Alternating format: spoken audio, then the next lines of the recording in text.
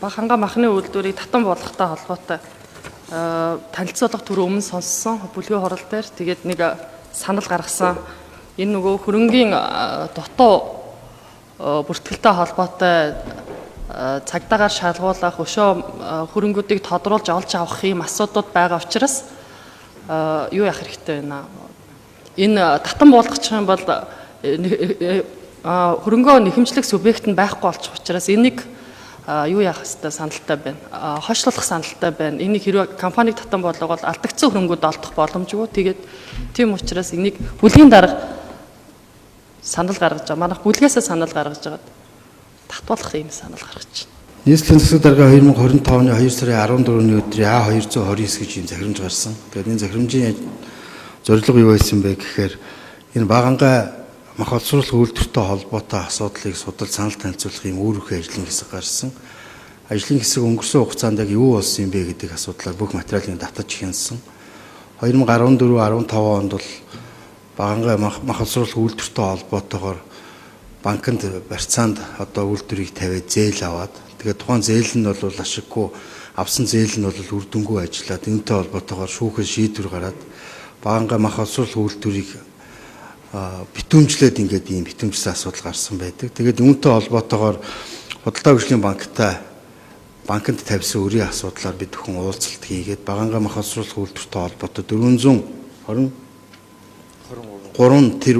сая төгрөгийн асуудлыг нь үзээд үнэхээр одоо энэ яг ийм байна гэдэг бүх нөгөө үйл баримт нь одоо нотлогонтой тогтоогдсон учраас энэ асуудлуудыг өрийг нь төлөх асуудал яригадаад өрийг нь төлөөд энэ буцаагаад одоо Баганга мах олсруулах үйлдвэртэй холбоотой гарсан үйл төлбөрийг барагдуулсан асуудал гарсан. Дээрээс нь золтой төлөвлөгчийн хэлж байгаагаар энэ асуудлуудыг явах одоо тухайн үйл хөдлөх хөрөнгийг битүүмжилж авахтаа шийдвэр үүсэх газраас бол яг нарийн нэг үрчлэн бол тогтоосон зүйл бол байдгүй. За одоо тэдний ширхэг тийм гэж ерөөсөө тогтоогүй шууд ингээд мах олсруулах цехийн байр тийм зүйлгээл ингээд ерөнхий байдлаар битүүмжлээд авцсан асуудал байна. Тэгээд дотор нь байсан 6 ширхэг контейнерийн асуудал бас мөн яригдсан. Нэг машины асуудал бас яригдсан. Тэгээд тэр 6 ширхэг контейнерыг нь болохоор Худалдаа хөгжлийн банк бол худалдан борлуулсан гэдэг ярьдаг. Тухайн үед бол ингээд байсан нөгөө хөрөнгийнхэн тэр нөгөө чанар байдлаа шалтгаалаад тухайн Баганга дүүргийн хүмүүст бол худалдан борлуулсан, ийм төгрөгөөр борлуулсан гэдэг тодорхой тооцоолуудаа гаргаж өгсөн. Тэн дээр нь бол контейнер нь одоо зэвэрч муудсан, доошоо нөгөө шал малн нөгөө ус бороонд ингээд чанар байдлаа алдсан гэх мэтлэн ингээд яг тэр зүйлүүдийг нь үзээд тэгээд тэрнийг нь бол яг нөгөө яг хилцлэхийн явцад бол хассан нэгдүгээр. Хоёрдугаарт юу нөхөр таныг хэлж байгаа цагдаад бол хандсан. Яг энэ битүүмжлэлтэй холбоотой болон дотор байсан эд хөрөнгийг одоо гэмтгэрийн шинжтэйгээр алга болсон байж болцгүй зүйлүүд тогтоож байгаа учраас энийг шалгаж өгнө гэдгийг бол цагдаагийн байгуул Баганга дүүргийн цагдаагийн байгууллагад хандсан байж байгаа.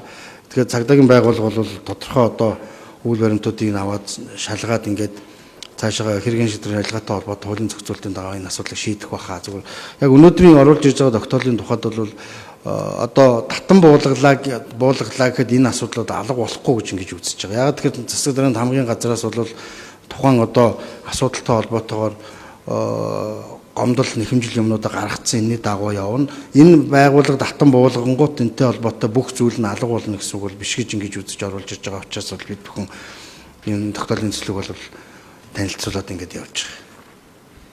За Баганга махны үйлдвэр боловсруулах үйлдвэрийн хувьд бол одоо одоогийн байдлаар бол 3 хүн бас ингээд аль биесээр цалинжж байгаа учраас ер нь ингээд үйл ажиллагаагаа явуулах байлаас таад бас асуудлуудын сая сонссон баг. Тийм болохоор тэр түрүүний ярьсан тэр гэмтэргийн шин чанартай зүйлүүд нь бол хууль цагдаагийн байгууллагаараа шалгагдаад явна. Бид нар бол төрийн зүгээс менежментээ сайжруулахад бол энэ 3 хүний нь ер нь бол одоо үйл ажиллагаа хийхгүй 3 байгаа учраас энэ татан буулгая.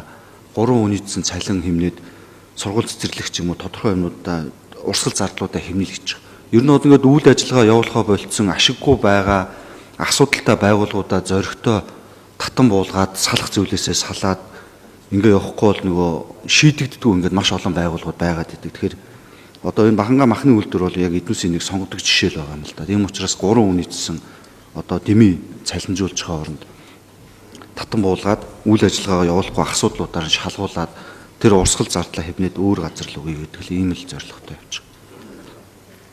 Би юу уулын олныг хайхтар ингээд нэг ажиллаа хийх гэдэг энэ өмнө ер нь яг нийслэлд энэ шинээр гарч байгаа өмчийн харилцааны газар шинээр ирсэн удирдлагууд өөрсдөө энэ ажлыг сайжруулах гээд бас эсвэл ингээд ашиггүй нэмий зардал гаргаад явж байгаа ажлыг ингэж юу яахгүй компаниг татан болгоё гэсэн оруулж ирсэн ерөнхий санааг бол ойлгоод уулын нэг хайхтар шүүмжил хийхгүй бас энэ ажлыг нь явуулчих даа гэж бодсон чинь та болохгүй юм байна. Яагаад болохгүй гэхээр би энэ хуулийг бүр гайхчих ш. Та энэ компанийн татан буулгачих юм бол энэ хөрөнгийг цаашаа нэхэмжлэх эрх зүйн акт бүрдэхгүй шүү дээ.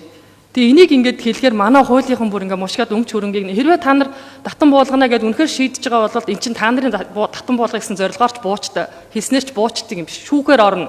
Шүүхээр татан буулгадаг. Компани татан буулгах компани тухай хуулиар зохицуулагдана.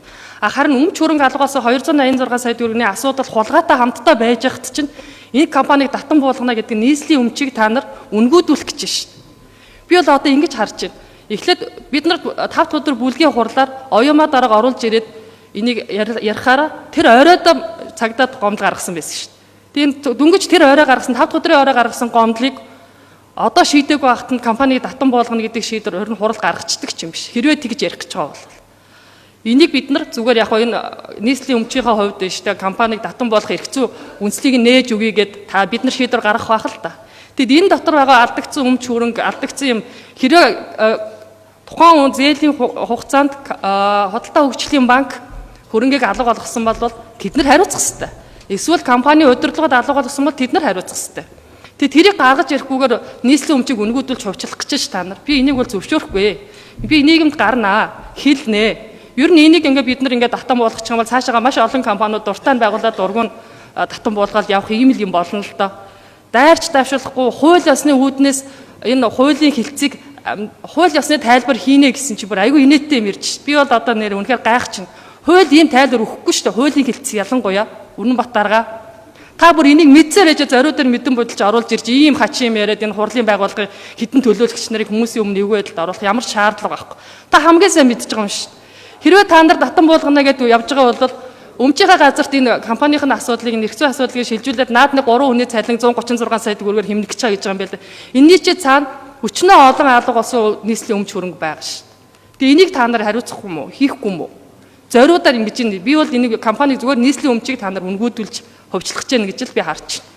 Тэгээ одоо зүгээр яг ингээд эндээс энэ хурал дэмжихгүй гарах байх шийдвэр гарч магадгүй. Гарлаа гэхэд эн чинь зүгээр нэг яваад татан буугдчихгүй. Энийг хуулийнхан маш сайн ойлгож байгаа. Тэгээ энийг яагаад тайлбарлаж өгөхгүй байгаа юм? Би бол үнэхээр гайхаж байна. Одоо тэгээд дахиад одоо ямар боломж байх хэвээр компаниг татан болгоод энэний ард дээр өмч хөрөнгө өргөдүүлсэн асуудал ах юм бол энэ баг ханга ард иргэдүүд надад маш их мессеж бичдэг байхгүй. Ер нь ярина, хэлж сануулна. Энэ үйлдвэр чи харьцангуй залуу үйлдвэр 1994 онд байгуулагдсан ийм үйлдвэрийг зориудаар санаатаа ингэж үе удирдлагууд нь ингэж үнгүүдүүлж ингэж хувьчлах зам руу явж ийшүүл гэж дандаа ярьж хэлдэг. Энийг нэг ажилуулдаг маа гэхэд ядаж алдагдсан хөрөнгийг нь авчираад дараагийнх нь нийслэл ямар шийдвэр гаргахын тэр шийдвэрийг би одоо харж ийл гэж бодож байна. Та нар бол үнэхээр нэр гайхалт төрүүлж байна. Хүнд бас нэг шийдвэр гаргах төвшөнд бас шийдвэр гаргахдаа хуулийг ингэж мушгиж говьлж нийслэлийн төр захиргааны байгууллагын ингэж хандж байгаа төлөөлөгч нарыг ингэж эвгүй байдалд оруулж байгаа би үнэхээр өстой хүлээн зөвшөөрч чадахгүй. Би нийгэмд гарна шүү. Би та нарт тодорхой хэлье.